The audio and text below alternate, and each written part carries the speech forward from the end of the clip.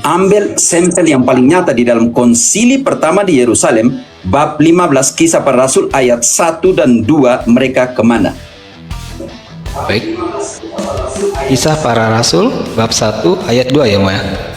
Bab 15 ayat 1 dan 2. Oke, bab 15 ayat 1 dan 2. Beberapa orang datang ke Yudea, beberapa orang datang dari Yudea ke Antioquia dan mengajarkan kepada saudara-saudara di situ. Jikalau kamu tidak disunat menurut adat istiadat yang diwariskan oleh Musa, kamu tidak dapat diselamatkan. Tetapi Paulus dan Barnabas dengan keras melawan dan membantah pendapat mereka itu.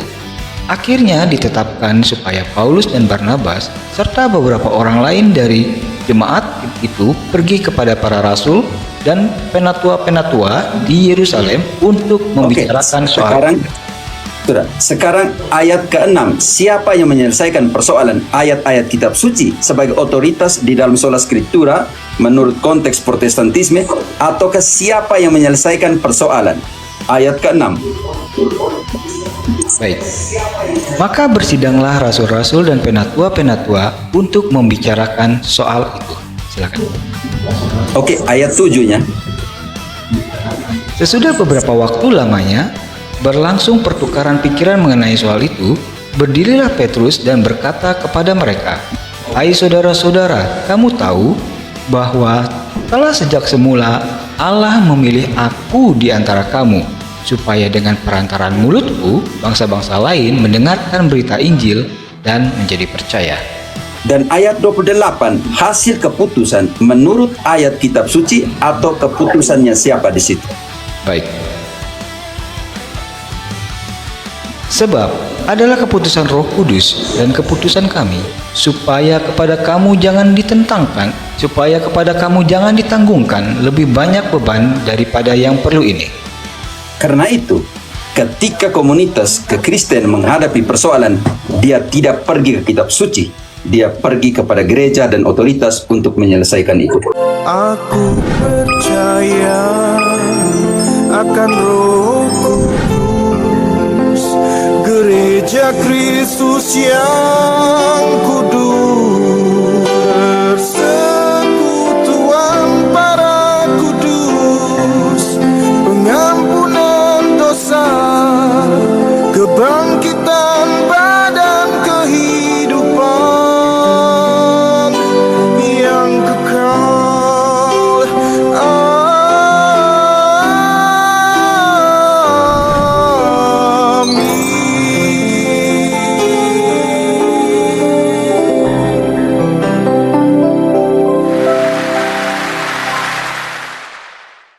Salve, saudara-saudariku umat Katolik.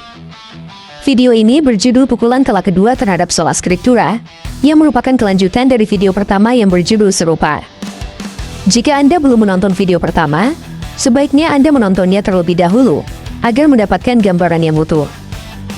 Kisah Para Rasul 15 ayat 1-28 merupakan salah satu poin apologetik Katolik yang sangat krusial dalam diskusi teologis, termasuk dalam perdebatan antara Romo Cafe dan Pendeta Melato. Jika kita konsisten menggunakan prinsip sola scriptura atau hanya kitab suci, sebagaimana yang dipahami dalam teologi Protestan, maka umat Kristen perdana di Antioquia seharusnya tunduk pada teks tertulis Perjanjian Lama yang sudah ada saat itu. Orang-orang dari Yudea yang datang ke Antioquia sebenarnya memiliki dasar Alkitabiah yang sangat kuat, eksplisit, dan literal. Dalam Kejadian 17 ayat 10-14, Allah secara tegas menetapkan sunat sebagai perjanjian kekal bagi keturunan Abraham, dan mengancam akan melenyapkan siapa saja yang tidak disunat. Perintah ini dipertegas lagi dalam Imamat 12 ayat 2-3, mengenai kewajiban menyunat bayi laki-laki pada hari ke-8. Bagi seorang penganut sola scriptura, perintah Musa ini sudah hitam di atas putih, dan tidak ada satupun ayat di Perjanjian Lama yang menyatakan bahwa kewajiban sunat ini otomatis gugur bagi bangsa-bangsa non-Yahudi yang percaya kepada Mesias. Namun menariknya, Rasul Paulus dan Barnabas tidak sekadar berdebat kusir menggunakan ayat-ayat Perjanjian Lama, karena jika mereka hanya mengandalkan teks tertulis saat itu, posisi mereka justru sangat lemah. Alih-alih mencari jawaban dari teks kitab suci yang ada secara mandiri, ayat 2 mencatat bahwa diputuskan agar Paulus, Barnabas, dan beberapa orang lainnya pergi ke Yerusalem untuk menghadap para rasul dan penatua. Tindakan ini merupakan hantaman keras bagi prinsip sola scriptura para pendeta atau. Mereka tidak berpaling kepada teks kitab suci untuk ditafsirkan sendiri, melainkan berpaling kepada otoritas hidup yang didirikan oleh Kristus, yaitu para rasul atau apostolos, dan penatua atau presbiteros, yang menjadi akar kata imam atau pastor dalam gereja Katolik. Peristiwa ini membuktikan bahwa sejak awal mula, penyelesaian sengketa doktrinal dalam gereja tidak bersandar pada pembacaan teks Alkitab secara pribadi, melainkan pada keputusan hierarki gereja.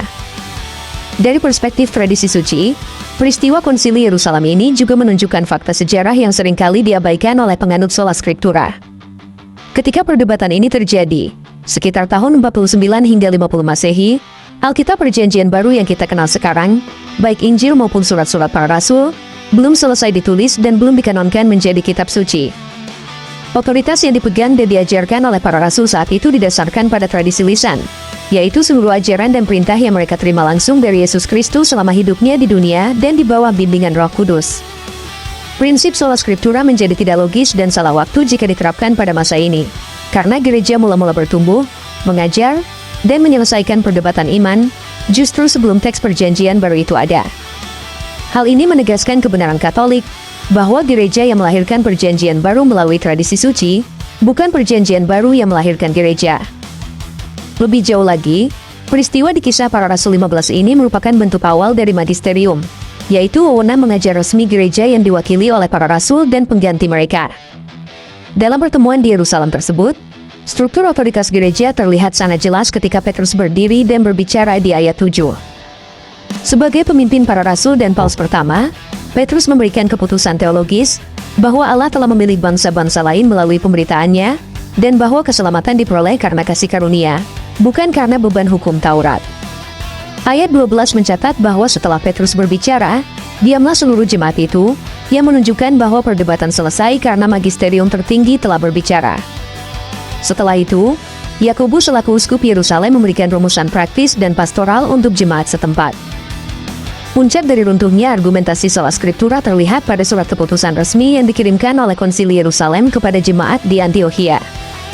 Dalam ayat 28, para rasul menyatakan, sebab adalah keputusan Roh Kudus dan keputusan kami, supaya kepada kamu jangan ditanggungkan beban yang lebih berat daripada yang perlu ini.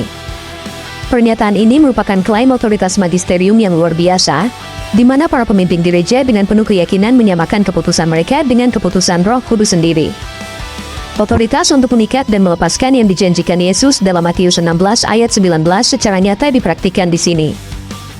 Dengan demikian, dapat disimpulkan secara utuh bahwa Kisah Para Rasul 15 ayat 1-28 menjadi bukti Alkitabiah yang paling benderang, bahwa Yesus tidak meninggalkan umatnya dengan sebuah kitab yang bebas ditafsirkan sendiri-sendiri oleh setiap orang Kristen.